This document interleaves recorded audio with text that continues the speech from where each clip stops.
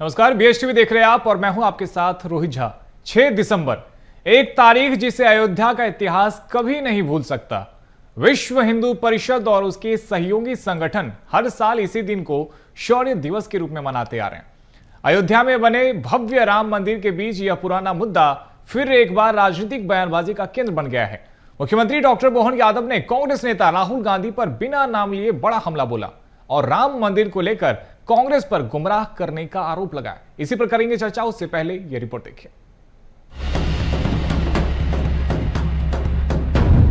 विवादित ढांचा गिराने की बरसी पर फिर गर्म हुई सियासत। शौर्य दिवस पर आरोप प्रत्यारोप की नई जंग। सीएम मोहन ने कहा, कांग्रेस ने भगवान राम के नाम पर देश को गुमराह किया। कांग्रेस ने सभी आरोपों को किया खारिज। मुख्यमंत्री डॉक्टर मोहन यादव ने सीएम हाउस में आयोजित अभिनंदन कार्यक्रम में संबोधित करते हुए कांग्रेस और राहुल गांधी पर जमकर निशाना साधा। सीएम ने बिना नाम लिए राहुल गांधी पर जमकर हमला बोला। सीएम ने कहा, कांग्रेस के माथे पर भगवान राम के नाम पर देश को गुमराह करने का पाप है। कुछ लोग ऐसे काम करते हैं जिनकी वजह से जनता उन्हें राजनीतिक तौर पर सही जगह दिखा देती है। जब हम आज भगवान अयोध्या में उनके धाम में विराजे हुए देखते हैं तो ये कांग्रेस का नकलीपंथी उजागर हो गया, जिसमें लगातार भगवान राम को लेकर के जब देखो तब दंगे कराने का पाप किसी के माथे पे है तो कांग्रेस के माथे हमारे लिए याद रखना चाहिए। भगवान राम के जन्म स्थान पे लगातार देश को गुमराह करने का काम किया।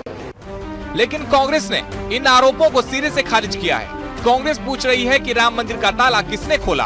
कांग्रेस ने तर्क दिया है कि भाजपा सिर्फ राजनीतिक लाभ के लिए इतिहास को तोड़ मरोड़ कर पेश करती है।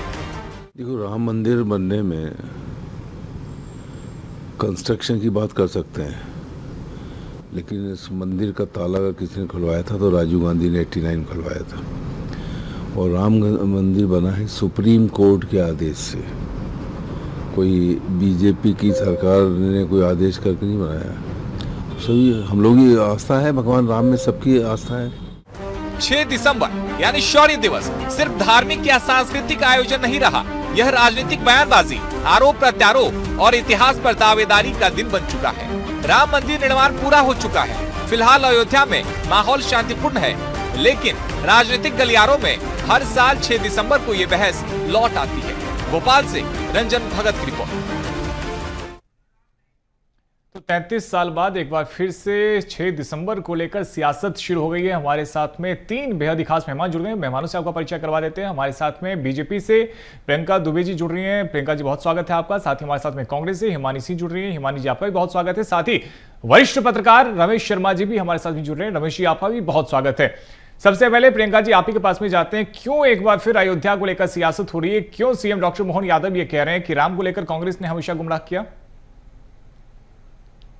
जय श्री राम। सर्वप्रथम शौर्य दिवस की आप लोगों को बहुत बहुत शुभकामनाएं। ये राष्ट्रीय गौरव और राष्ट्रीय गौरव के पुनरुत्थान का दिन है और ये सिर्फ आज का दिन नहीं, ऐसे बहुत से सैकड़ों लोगों का बलिदान, जिनका हम कह सकते हैं सदियों का जो स्वप्न था, जो स्वप्न संकल्प में परिवर्तित हुआ, संकल्प से सिद्धि की ओर। और आज अगर हम बात करें कि हमारे गौरव के तौर पे स्थापित है और आज इसका श्रेय लेने की होड़ शायद किसी में भी लगे, परंतु अगर हम बात करते हैं तो ये बिल्कुल कटु सत्य है कि राजनीतिक गलियारों में रोटी सेकने वालों लोगों ने निहत्थे कार सेवकों के ऊपर जब गोलियां चलाई थी तो उनको रहम नहीं आया था। अगर हम बात करें वासुदेव गुप्ता जी की, या अगर मैं बात करूं और भी ऐसे सैकड़ों कार सेवकों की, जिनकी अगर हम बात करें, जिन्होंने उस विवादित ढांचे के ऊपर जब भगवा ध्वज लहराया था तो उनको गोली से उड़ा दिया गया था, सिर्फ एक वर्ग के तुष्टीकरण के लिए। और ये बात अगर हम नहीं कहें तो अगर हम बात करें, इतिहासकारों ने जो रिपोर्ट आई है उसमें भी सिद्ध हुआ, बार बार सिद्ध हुआ कि वो विवादित ढांचा मंदिर है। और खुद रामलला ने आकर के अपने खुद की प्रियंका दुबे जी, लेकिन अब तो राम मंदिर बन गया ना, अब तो धर्म ध्वज भी वहां पे फहरा रहा है। फिर क्यों एक बार फिर से उस घटना को याद किया जा रहा है और क्यों कांग्रेस को इस पे पूरे में शामिल किया जा रहा है और क्यों ये कहा जा रहा है कि कांग्रेस ने राम जी के नाम पे गुमराह किया? रोहित जी, इसे क्यों नहीं याद करेंगे हम? बहुसंख्यक समाज के देश में हम रहते हैं, हिंदू धर्म के बहुसंख्यक लोगों के बीच में रहने के बाद हमारे श्री राम लला के स्थापना या हम कैसे जन्म स्थली के लिए हमें इतना लंबा संघर्ष करना पड़ा है, कानूनी लड़ाई लड़नी पड़ी है। विपक्ष ने, कांग्रेस ने तो 1 दर्जन से ज्यादा वकील खड़े किए, राम को काल्पनिक बताया और अभी भी कह रहे हैं कि पौराणिक पात्र हैं। इस प्रकार से जब बार बार हमारी भावनाओं को, हमारी आस्थाओं को कुचला जाएगा, सनातन को डेंगू, मलेरिया, एड्स कह करके लज्जित किया जाएगा, हमारे देवी देवताओं के इस प्रकार से बयान दिए जाएंगे, तो क्यों नहीं हम राम मंदिर के ऊपर सवाल खड़े करेंगे और क्यों नहीं शौर्य दिवस के ऊपर इनके सवाल इनसे किए जाएंगे। सबसे ज्यादा सत्ता में ये लोग रहे, ये राम मंदिर कब का बन जाता? अगर रास्ता निकाला जाता तो ये राम मंदिर कब का बन जाना चाहिए था। परंतु जिस प्रकार से आज भी हिंदू बहुसंख्यक या समाज को बार बार बदनाम करने की कोशिश की जाती है, भगवा आतंकवाद जैसी थ्योरी गढ़ने की कोशिश की जाती है, तो मन दुखी होता है और होना भी चाहिए। आज मेरे साथ जो भी बैठे, मैं तो एक ही बात कहूंगी, राजनीति को छोड़ करके मैं आप लोगों से सवाल करती हूँ कि हमारी आस्थाओं के ऊपर इस प्रकार से सवाल खड़े किए जाते हैं, देवी देवताओं के ऊपर इस प्रकार से टिप्पणियां की जाती है, क्यों नहीं आप लोग की आत्मा पसीजती? क्यों नहीं आप लोग को दुख होता? क्यों नहीं किसी और धर्म की कीर्तिमानों के ऊपर या उनके सवालों के ऊपर, उनकी मान्यताओं के ऊपर सवाल खड़े किए जाते? जबकि वहां तो किस तरीके से अत्याचार हो रहे हैं ये दिख रहा है, परिलक्षित है, खुद उनके समाज के लोग आवाज उठाने लग गए, फिर भी हमारे लोग तुष्टीकरण में लगे हुए हैं और अभी भी उनकी कुप्रथाओं को बढ़ावा दे रहे हैं। तो मैं वही कहूंगी कि सनातन जो सत्य है और चिरगामी है उसका अनुकरण करिए और ये सवाल ठीक है हिमानी जी, क्यों नहीं कांग्रेस की सरकार में ये कोशिश की गई कि इस मसले को जल्द से जल्द सॉल्व किया जाए? राम मंदिर में क्यों कांग्रेस ने एक अड़ंगा खड़ा किया? ये सवाल प्रियंका दुबे जी पूछ रहे हैं, क्यों राम जी को लेकर के सवाल पूछे गए? पहली बात, जो डिबेट का टॉपिक है पहले वहीं से शुरू करते हैं। प्रियंका जी के सवालों के जवाब देने नहीं आई हूं मैं, आपने डिबेट में बुलाया है जिस टॉपिक पर, उस पर बात करूंगी पहले, क्योंकि ये जो पार्टी जिसकी राजनीतिक संजीवनी सांप्रदायिकता हो, उनको जगह गाहे बगाहे इस तरह के सवाल उठाने की जरूरत होती है। 2 साल का कार्यकाल पूरा कर चुके हैं मुख्यमंत्री मोहन यादव और उनके पास अपना कुछ बताने के लिए नहीं है, तो गड़े मुर्दे उखाड़ रहे हैं। ये बात से सभी ने खुशी मनाई है और आप और हम सभी इस बात को लेकर उत्साहित हैं कि भगवान राम अपनी जन्मभूमि अयोध्या में पुनर्स्थापित हुए। अब समय काल परिस्थिति के अनुसार जिस समय जो सरकारें रही उन्होंने अपना योगदान दिया।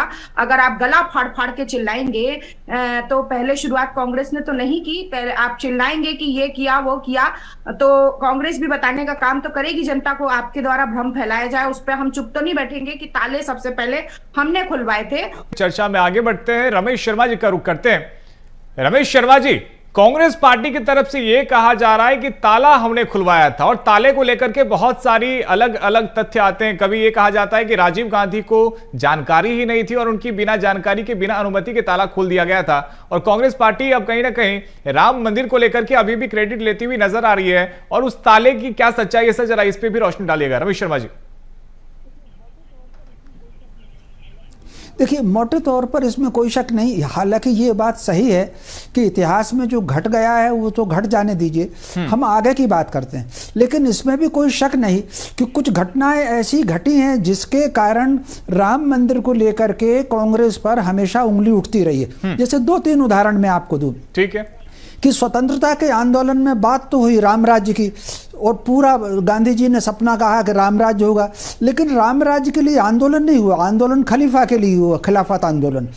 ठीक उसी प्रकार जब रामलला प्रकट हुए 49 में, तब प्रधानमंत्री जी ने पत्र लिख करके वो मुख्यमंत्री को कहा कि वो वहाँ से मूर्तियां हटा दी जानी चाहिए।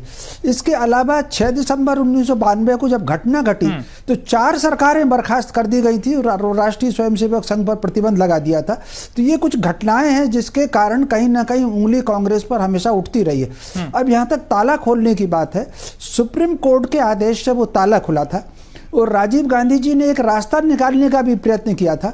वो एक रामालय ट्रस्ट उन्होंने बनाया था और उसमें उनको साथ दिया था ज्योतिष मठ के शंकराचार्य जी ने उनको साथ दिया था। और वो ये चाहते थे कि जैसा सोमनाथ में हुआ, मंदिर का वो जो हिस्सा है 40,000 स्क्वायर फीट का, उसको छोड़ दिया जाए, और मस्जिद का जो हिस्सा है 40,000 स्क्वायर फीट का, उसको छोड़ दिया जाए और उससे लग करके मंदिर बन जाए, जिसका उन्होंने सिंह द्वार का भूमि पूजन भी किया था। राजीव गांधी गए थे। तो कुल मिलाकर के वो स्थान छोड़ना चाहते थे, लेकिन इसका 3 शंकराचार्यों ने विरोध किया था। उन्होंने कहा था कि चूंकि रामलला जहां थे वो वहीं विराजेंगे। तो कुल मिलाकर के फिर वो रामालय ट्रस्ट जो है वो अस्तित्व में नहीं आया, और फिर वो संघर्ष चला। तो फिर 6 दिसंबर को वो ढांचा गिरा, वो ढांचा गिर करके फिर वो अब राम मंदिर उसमें आ गया। मेरा अपने सोचना ये है कि इतिहास में किसने गलती कर दी, क्या गलती कर दी, जो हो गया वो ठीक है, जो हो गया। अब आज चूंकि रामलला वहां विराजमान हो गए हैं, तो हम सबको उनका स्वागत करना चाहिए।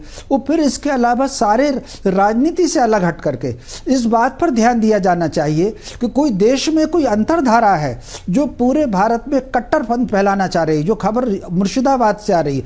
ये कुल मिलाकर के बाबर ने वहाँ कोई मस्जिद नहीं बनाई थी, वहाँ जो उनका सेनापति था मीर बाकी, उसने पत्थर लगाया था, जो बरामद भी हुआ है। और के मोहम्मद साहब जो पुरातत्वविद है, उन्होंने बरामद किया। उसने लिखा था कि फरिश्तों को उतरने का स्थान मस्जिद ये औरंगजेब के समय बनी है।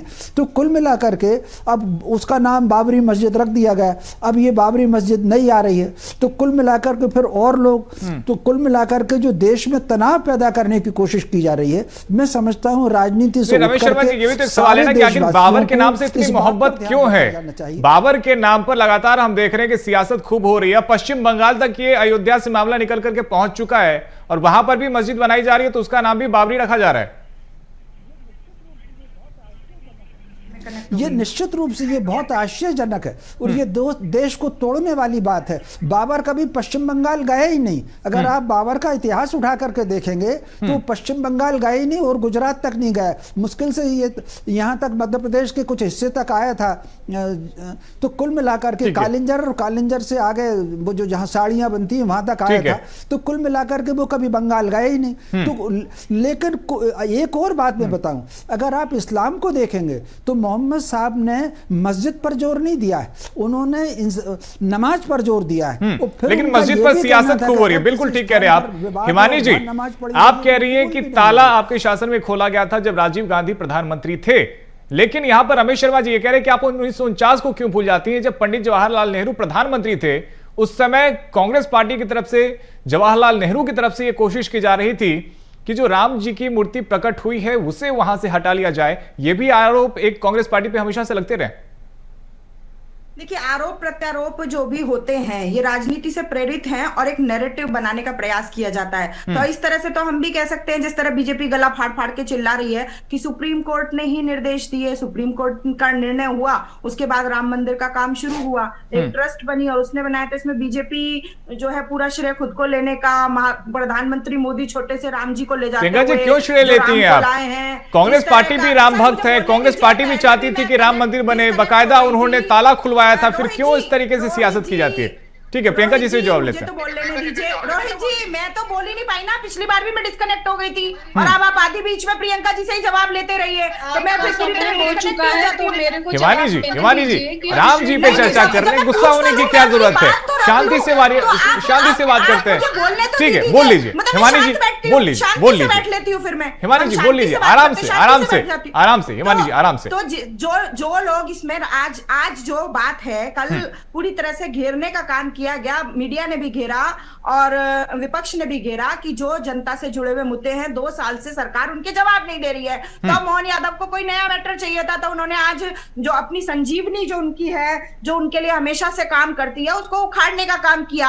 आज बात है ये कि 2 साल आपके कार्यकाल को पूरे हो चुके हैं, आप क्या जवाब देना चाहते हैं जनता को कि आपने क्या किया? 21 लाख रुपए पर डे के हिसाब से आप अपने हवाई यात्रा पर खर्च करते हैं, बाकी के खर्च आपके अलग है। जो मध्य प्रदेश के टैक्स पेयर्स की गाड़ी कमाई का पैसा है, इस तरह से लुटाया जा रहा है। तो आप जो है पुराने गड़े मुद्दे उखाड़कर सुप्रीम कोर्ट में राम मंदिर का निर्देश दे दिया, राम मंदिर बन गया।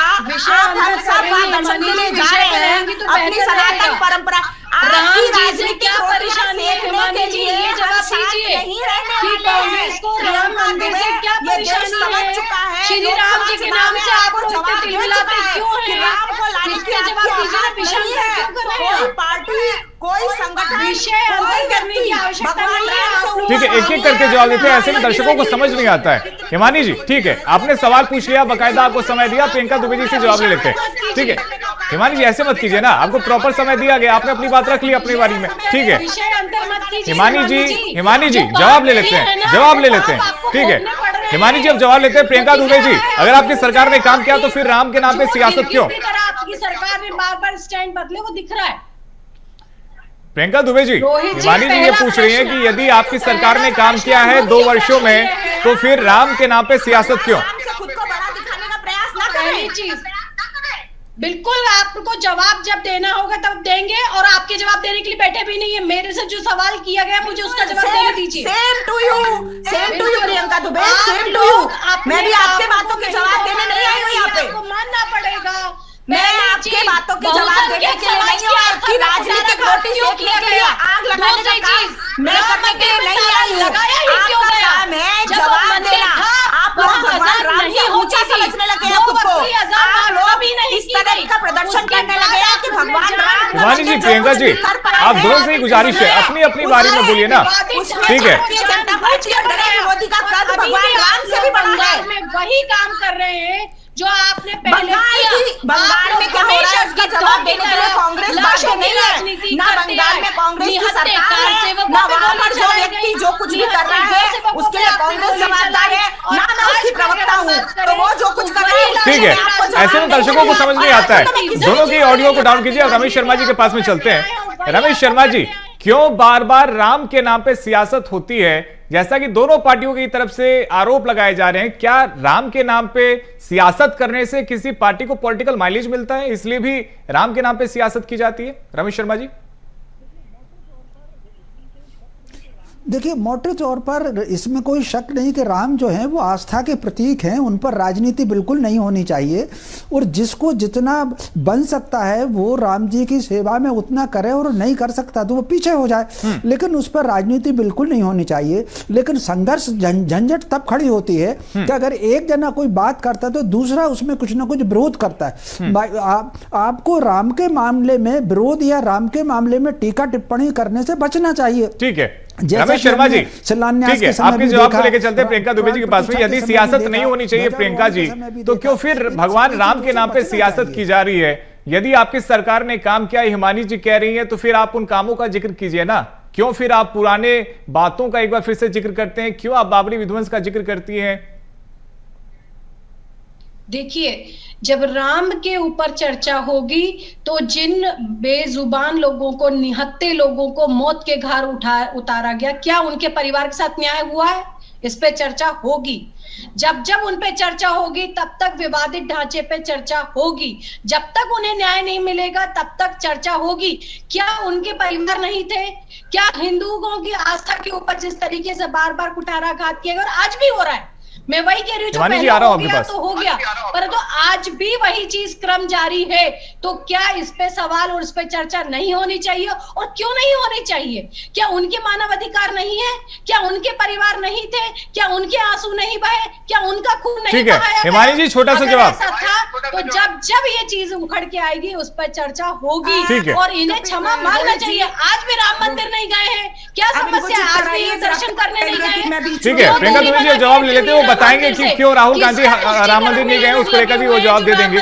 ठीक है प्रियंका जी, आप ही के सवालों को जवाब ले लेते हैं हिमानी जी से। क्या परेशानी है बताइए? फिर से वही बोलूंगी कि सिर्फ राजनीतिक रोटियां सेकने के लिए ये टॉपिक उठाए जाते हैं। 22 साल से मध्य प्रदेश में आपकी सरकार है, 11 साल से कुछ भी गलत नहीं लगेगा इनका बीच में बोलना।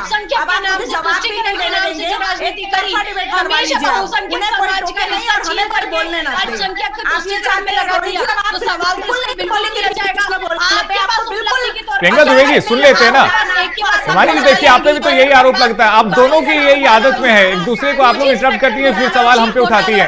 ठीक है प्रियंका दुबे जी अब सुन लेते हैं, हिमानी जी से जवाब ले लेते हैं, उसके बाद में क्योंकि समय की कमी हो रही है रमेश शर्मा जी से भी छोटी सी टिप्पणी लेंगे। ठीक है प्रियंका दुबे जी सुन लेते हैं हिमानी जी को सुन लेते हैं, हिमानी जी कुछ कहना चाहती है, उनको सुन लेते हैं। ठीक है सत्यानाश किया। आपातकाल के लिए अगर आग में आपने जनता के प्रियंका जी लगातार बोलने से फिर आवाज नहीं जाती ना। अगर मैं आज तो बात आप ये करती हूँ बताइए कि उनके उत्थान के लिए, उनके परिवारों की बेहतरी के लिए भारतीय जनता पार्टी की सरकार ने क्या किया?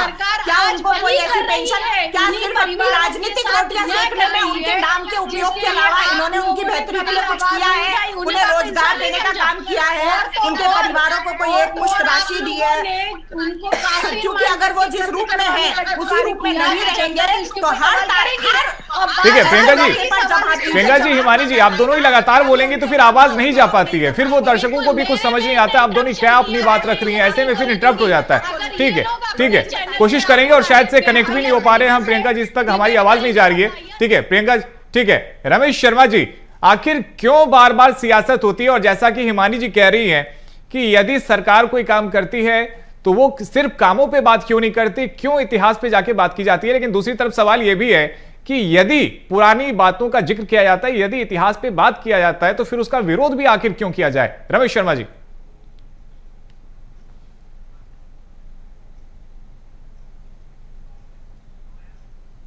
रमेश शर्मा जी, आवाज आ रही है आप तक?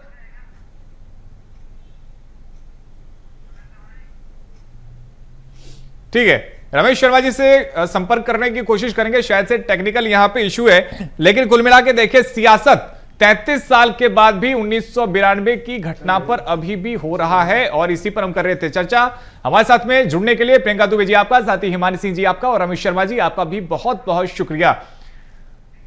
तो देखिए, फिर राम याद आए और राम पर सियासत लगातार देखने को मिल रही है। और जिस तरीके से सीएम डॉक्टर मोहन यादव का बयान आता है, राहुल गांधी का बिना नाम लिए उन्होंने उस पर निशाना साधा, उसके बाद में उन्होंने राहुल गांधी को एक सीख भी दे दी और उसको लेकर अब सियासत खूब देखने को मिली है। दूसरी तरफ कांग्रेस पार्टी ये कह रही है कि आप पुरानी बातों पे, इतिहास पे क्यों बार बार जाते हैं, क्यों उसका जिक्र किया जाता है? और ऐसे में भारतीय जनता पार्टी ये पूछती है कि इतिहास से आप भागना भी क्यों चाहते हैं? तो कुल मिलाकर राम के नाम पर सियासत अब भी देखने को मिल रही है और हर 6 दिसंबर को सियासत एक बार फिर से गर्म हो जाती है। फिलहाल इस चर्चा में इतना ही, खबरों का सिलसिला जारी है। आप देखते रहिए BSTV। धन्यवाद।